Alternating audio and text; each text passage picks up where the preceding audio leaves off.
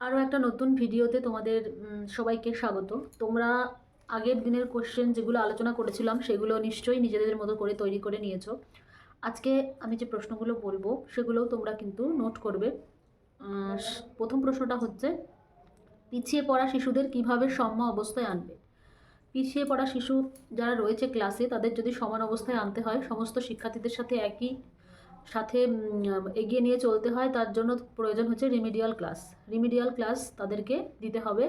আর তাদের কিন্তু স্পেশাল তাদেরকে কেয়ার করা প্রয়োজন, নজর দিতে হবে, তাহলে তারা কিন্তু সাম্য অবস্থায় আসবে। কিন্তু এই কথাটাও মাথায় রাখতে হবে যে যাতে ক্লাসের অন্যান্য শিক্ষার্থীরা যারা রয়েছে তাদের জন্য কোনো এফেক্ট না পড়ে, এতে তাদের সবটা দেখে তারপরে রিমিডিয়াল ক্লাসের ব্যবস্থা করতে হবে। নেক্সট কোশ্চেন, ব্যাকরণ সম্পর্কে সঠিক ধারণা কিভাবে দেবেন? এটা বলা আছে, ব্যাকরণ সম্পর্কে সঠিক ধারণা শিক্ষার্থীদের কিভাবে দেবে?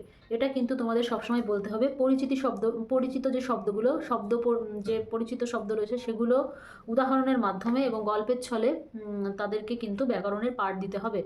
তাদেরকে প্রথমেই ব্যাকরণের নিয়মকানুন জানিয়ে ভয় পাইয়ে দিলে চলবে না, তাহলে তারা কিন্তু সেই পাঠে আগ্রহী কখনোই হবে না। নেক্সট কোশ্চেন আছে, গ্রেডেশন ও নম্বরদান পদ্ধতি কি ভালো? আপনার মতে কি বলে? এই কোশ্চেনের অ্যান্সারটা তোমরা বলবে যে গ্রেডেশন ও নম্বরদান যে পদ্ধতিটা আছে এটা কি তোমাদের মতে কি বলে, এটা কি প্রাথমিকের শিক্ষার্থীদের পক্ষে ভালো নাকি খারাপ? এটা তোমরা তৈরি করবে, কেমন? আর পারলে কমেন্টে এটা জানাবে। নেক্সট কোশ্চেন, শিক্ষার্থীদের গুণের ধারণা কিভাবে দেবে? এটা হচ্ছে তোমাদের যেটা বলতে হবে, শিক্ষার্থীদের গুণের ধারণা কিভাবে দেবো সেটা হচ্ছে বাস্তব কোনো জিনিস ব্যবহারের মাধ্যমে, যেমন আমার অথবা চক বা পেন্সিল এইগুলো দিয়ে তাদেরকে হাতে দিয়ে সেটা বাস্তবের সাথে মিল করিয়ে গুণের ধারণাটা দিতে হবে। যেমন আমি যদি একটা শিক্ষার্থীর হাতে 5টা চক দিই আর 4 বার দিই, তাহলে সেইভাবে আমি প্রথমে কটা চক দিলাম সেটা লিখবো 5টা, গুণ কতবার করে দিলাম তাকে ঘুরিয়ে সেটা লিখে গুণ 4, তাহলে হবে 4 5 20। এভাবে তোমরা গুণের ধারণাটা শিক্ষার্থীদের দিতে পারো। এটা সবচেয়ে সহজ পদ্ধতি হবে শিক্ষার্থীদের জন্য। নেক্সট কোশ্চেন হচ্ছে, লেসন প্ল্যান কি প্রয়োজন? ক্লাসে পড়ানোর ক্ষেত্রে লেসন প্ল্যানের কি প্রয়োজনীয়তা আছে? তোমরা যারা ডিএলএড করেছো তারা অবশ্যই জানো লেসন প্ল্যান কি, আর লেসন প্ল্যানের কোনো প্রয়োজনীয়তা আছে কি না। অবশ্যই লেসন প্ল্যানের প্রয়োজনীয়তা আছে। ক্লাসে পড়ানোর সময়ও কিন্তু লেসন প্ল্যানের যে স্তর বিন্যাস আছে সেগুলোকে মেনটেন করে পড়ানো দরকার। তাই আমাদের খুব গুরুত্বপূর্ণ বিষয় হচ্ছে লেসন প্ল্যান প্রয়োজন। যদি এই কোশ্চেনটা করা হয় তাহলে সবার প্রথমে তোমরা উত্তর দেবে হ্যাঁ, অবশ্যই লেসন প্ল্যান কিন্তু ক্লাসে পড়ানোর জন্য প্রয়োজন। নেক্সট কোশ্চেন, জাতীয় শিক্ষানীতি 2020 সম্পর্কে কি জানেন বলুন? এখানে একটা স্তর বিন্যাস হবে। এখানে স্তর বিন্যাসটা হচ্ছে 5+3+3+4, এই স্তরে হচ্ছে পুরো শিক্ষা যে ব্যবস্থা সেটাকে ভাগ করা হয়েছে জাতীয় শিক্ষানীতি 2020-তে পাশ হয়। এটা খুব ইম্পর্ট্যান্ট একটা কোশ্চেন। আইন সংক্রান্ত শিশু শ্রম আইন পাশ হয়েছিল 1986 সালে, শিশু শ্রম আইন। আচ্ছা, কোনো শিক্ষার্থী রং করছে দেখলেন, তাহলে কি করবেন? আঁকার খাতায় রং করছে, তাহলে এটা আমার উত্তর হচ্ছে এরকম, সে রং করছে তাই যেহেতু তার ওই বিষয়টাতে কি আগ্রহ আছে তাই সে রং করছে।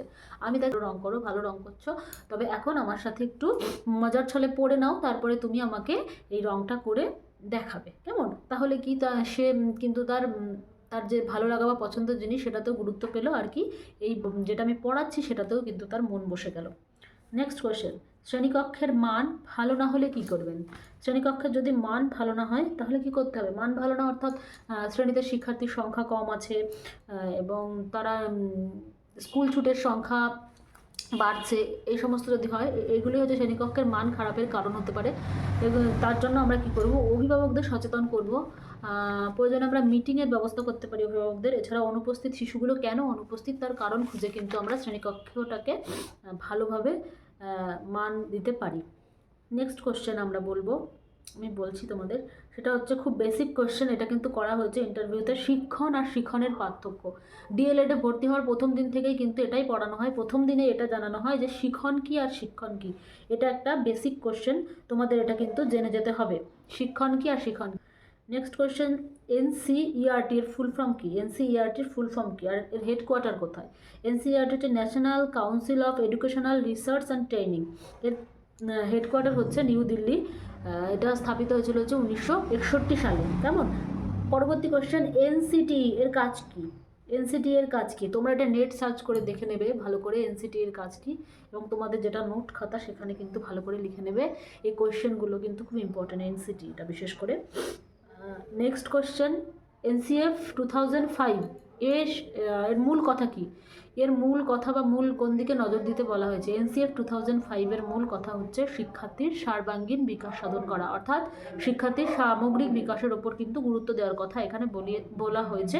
এছাড়াও বলা হয়েছে যে ভারমুক্ত শিখন, কেমন ভারমুক্ত শিখনের কথা এনসিএফ 2005 বলা হয়েছে। আজকের ক্লাস এইটুকুই। তোমরা এই প্রশ্নগুলোকে আস্তে আস্তে রেডি করো। পরবর্তী ক্লাসে আমি যেটা আলোচনা করবো তোমাদের বলে দিই, সেটা হচ্ছে এনসিএফ 2005টা। এনসিএফ 2005 একটা বড় অংশ জুড়ে রয়েছে প্রাথমিক ইন্টারভিউর মানে প্রস্তুতি নেওয়ার ক্ষেত্রে। সেক্ষেত্রে আমি একটা ক্লাসই করব যেটা এনসিএফ 2005কে নিয়ে করব শুধু। আজকের মতো